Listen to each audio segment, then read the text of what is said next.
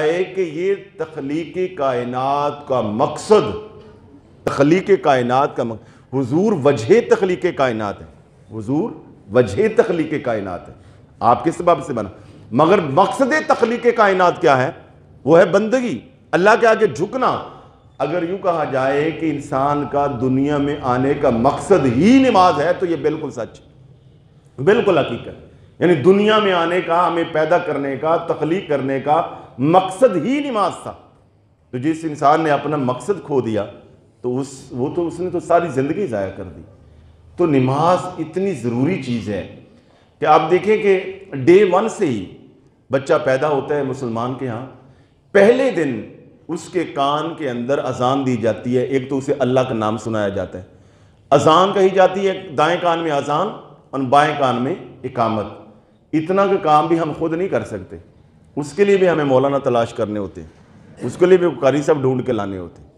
کم از کم اذان تو اپنے بچوں، کتنے چاؤ چاؤ سے شادی کراتے ہیں، کتنی جھولیاں اٹھا اٹھا کر منتیں مان کے اولاد لیتے ہیں، اور جب اللہ تعالیٰ وہ اولاد دے دیتا ہے تو ادینی اذان بھی نہیں آتی، ہاں جی۔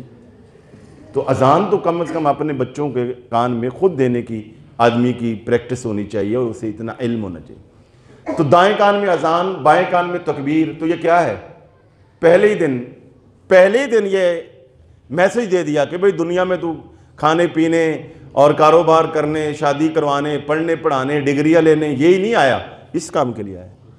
اگر کوئی اور کام بڑا ضروری ہوتا تو اس کا ڈے ون سے میسج دیا جاتا نا کہ تو حج کے لیے آیا ہے، تو عمرے کے لیے آیا ہے، ہاں جی، تو کھیل کود کے لیے آیا ہے، تو یہاں پر الیکشن لڑنے کے لیے آیا ہے، تو فلاں نہیں، وہ سارا کچھ ہوتا رہے گا، وہ ثانوی حیثیت ہے سب کی۔ مگر پہلے دن یہ پیغام کس لیے دیا گیا؟ کیونکہ تخلیق کا، دنیا میں آنے کا اس کا مقصد یہ تھا، پہلے دن کان میں بتا دیا گیا، ایک اذان پڑھ کے، دوسرا تکبیر کہہ کے، حی علی الصلاۃ کے الفاظ دونوں میں، اذان میں بھی ہے، تکبیر میں ہے، پہلے دن۔ اور دیکھیں جتنے احکام شریعہ ہیں، احکام دینیہ ہیں، یہ بالغ ہونے کے بعد انسان پر یا ایک مسلمان پر لاگو ہوتے ہیں، ہاں جی۔ زکوٰۃ ہے، بالغ بھی ہو اور صاحب ثروت بھی ہو، حج ہے، بالغ بھی ہو اور صاحب استطاعت بھی ہو، اسی طرح دیگر چیزیں جتنی ہیں، نماز بھی بالغ ہونے کے بعد ہے، ہر مرد و خواتین پر بالغ ہونے کے بعد نماز فرض ہے، ضروری ہے، ہاں جی، مردوں پر بھی اور عورتوں پر بھی۔ اور مردوں پر بھی بہت ساری غفلت ہے، مگر عورتوں میں تو غفلت جو ہے وہ آخری حدوں کو چھو رہی ہے۔ وہ سمجھتی ہیں ان کے لیے پڑھ لی نہیں تو نہ صحیح، بہانے ہی بڑے ہیں، بچے نو ناشتہ بنا کے دینا، مہمان آ گئے، گھر کے کام ہی نہیں ختم ہوتے، کھانا بھی تو بنانا ہوتا ہے، صفائیاں بھی کرنی ہے۔ نہیں، یہ کوئی بہانہ نہیں، یہ کوئی بہانہ نہیں ہے۔ آپ صرف کھانے پینے کے لیے یا گھر کی صفائیاں اور گھر کے امور کو نپٹانے کے لیے تو نہیں آئی تھی نا، آپ کو اللہ تعالیٰ نے اپنا بندہ بنایا، آپ نے بندگی اختیار کرنی تھی۔ تو اس حوالے سے مرد اور عورت دونوں پر بالغ ہونے کے بعد نماز ہے۔ مگر آپ دیکھیں حکم کیا ہے؟ حکم یہ ہے کہ جب بچہ 7 سال کا ہو جائے تو اس کو نماز کی تلقین کرو، حالانکہ اس پہ بلوغت کے بعد یہ فرض عائد ہونا ہے، مگر 7 سال کی عمر میں نماز پڑھو۔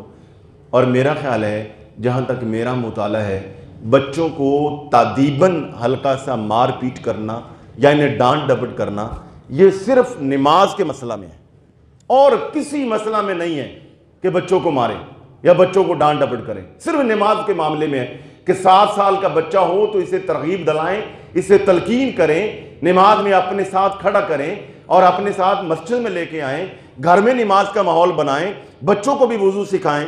اور جب 10 سال کا ہو جائے پھر تو باقاعدہ طور تھا کہ 7 سال کی عمر میں اسے کہا جا رہا ہے، تلقین کی جا رہی، اور 10 سال کی عمر میں کہا ہے کہ اس کے باقاعدہ پٹائی کرو، کان کھینچو اگر نماز نہیں پڑھتا۔ تو مگر ہمارے ہاں اس حوالے سے، بچوں کے حوالے سے تو بالکل، بلکہ والدین خود انہیں چور دروازہ بتاتے ہیں۔ مطلب والدین کو کہیں نا بچے کو، جی وہ پڑھتا ہے جی، وہ جی امتحان کی تیاری کر رہا ہے جی، وہ اس کے آج کل ٹیسٹ ہو رہے ہیں جی، تو یہ بتائیں کیا یہ عذر کس کتاب میں آیا جو آپ بچے کو بتا رہے ہیں؟ یہ کیا بات ہوئی؟ اللہ کو نہیں پتا تھا؟ یہ آج کی گفتگو کے بعد یہ طے کر لیں کہ جب 2 کام جمع ہو جائیں نا، ایک نماز اور دوسرا کوئی کام، چوز کسے کرنا ہے، منتخب کسے کرنا ہے، پریورٹی کس کو دینی ہے؟ نماز۔ جب بندہ نماز کو ترجیح دیتا ہے تھا کہ ایک ذمہ دار تھا، جمعہ کے دن اس کا کام تھا کہ ہر کام اپنی کھیتی باڑی وہاں سے چھوڑ کر جمعہ ضرور جا کے پڑھنا ہے ٹائم۔ تو اتفاق یہ ہے کہ اس وارہ بندی میں اس سال اس کا یہ آیا کہ جب دن کے عین اس وقت جب جمعہ کا ٹائم ہوتا تو اس کا پانی کا بھی ٹائم ہوتا، تو وہ اس وقت یہ ہوا کہ ایک دن جب پانی آپ جانتے ہیں کہ بندی ہو جاتی ہے مہینہ ڈیڑھ مہینہ، بعض کا تو زیادہ بھی ہو جاتی ہے، اس کے بعد ایک ایک قطرہ جو ہے وہ ذمہ دار کے لیے پانی جو ہے وہ سونے کے ایک قطرے کی حیثیت رکھتا ہے۔ ان حالات میں جب پانی لگانا تھا تو اب جمعہ کا دن تھا، بیوی کو پتہ تھا کہ میرے شوہر نے تو جمعہ نہیں چھوڑنا، تو اس نے کہا کہ آپ ایسا کریں آج ادھر ہی ظہر پڑھ لیں اور چھوڑیں اور جمعہ کے لیے آپ گاؤں نہ جائیں، مسجد میں نہ جائیں۔ تو اس نے کہا یہ کیسے ہو سکتا ہے، جمعہ تو فرض ہے، میں تو جاؤں گا، تو فصل جو ہے وہ خشک ہو جائے۔ کہا جی فصل بھی اللہ نے دی ہے اور حکم نماز کا بھی اللہ نے دیا ہے، میں اس کا حکم مانوں گا، اللہ تعالیٰ خود ہی مہربانی فرمائے۔ عین اس وقت کہ جب جمعہ کے لیے جانا تھا تو جب ادھر دیکھا جہاں جانور بندھے ہوئے تھے تو اونٹ نہیں ہے، اس میں اونٹ گم ہے۔ اس کی بیوی نے کہا اب تو ایک اور عذر بھی بنتا ہے کہ اونٹ گم ہو گیا ہے، پانی بھی لگانا ہے، اب چھوڑو جمعہ کو، اونٹ تلاش کرو جا کے اور پانی لگانے کی کوشش کرو فصلوں۔ اس نے کہا جی اونٹ جاتا ہے تو جائے، نماز نہیں جائے گی، جمعہ نہیں جائے گی۔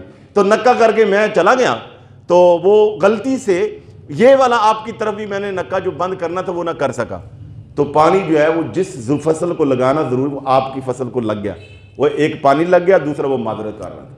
نبی علیہ السلام نے ارشاد فرمایا یہ جو 5 نمازیں ہیں یہ تمہارے لیے اللہ تعالیٰ نے دسترخوان اتارے ہیں، یہ صرف نمازیں نہیں ہیں، یہ دسترخوان ہیں۔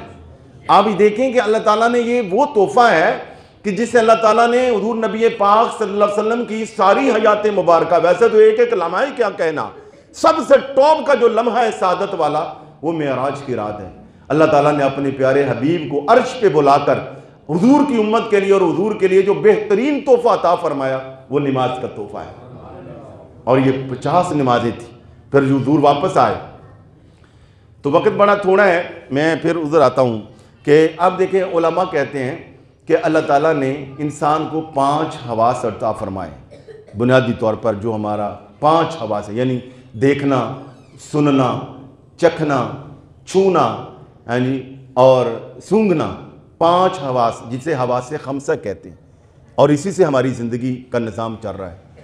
تو علماء کہتے ہیں کہ اللہ تعالیٰ نے انسان کو نمازیں بھی 5 ہی عطا فرمائی ہیں، اس لیے کہ ان 5 نعمتوں کا شکر ادا ہو سکے۔ 5 مصیبتوں سے ہر انسان کو گزرنا پڑے گا، موت، قبر، حشر، پل صراط، میزان۔ اللہ تعالیٰ نے 5 نمازیں عطا فرمائی ہیں۔ علماء کہتے ہیں جو بندہ 5 نمازوں کی حفاظت کر لے، ان 5 مصیبت کی جگہ پر اللہ تعالیٰ اس بندے کی حفاظت فرماتا ہے۔ نعرہ تکبیر، نعرہ رسالت، نعرہ حیدری۔ 5 نعمتیں بنیادی ہیں جس کے بغیر زندگی گزارنا اگر ناممکن نہیں تو مشکل بہت ہے۔ وہ زندگی کے لیے انہیں بنیادی ضروریات کہا جاتا ہے، کھانا، پینا، کپڑا، مکان، بیوی۔ یہ 5 بنیادی چیزیں ہیں، یا نسل کہہ لیں یا فیملی کہہ لیں، یہ 5 نعمتیں ہیں۔ علماء کہتے ہیں کہ جو یہ چاہتا ہے کہ اس کی ان 5 نعمتوں میں اللہ برکات عطا فرما دے، وہ 5 نمازوں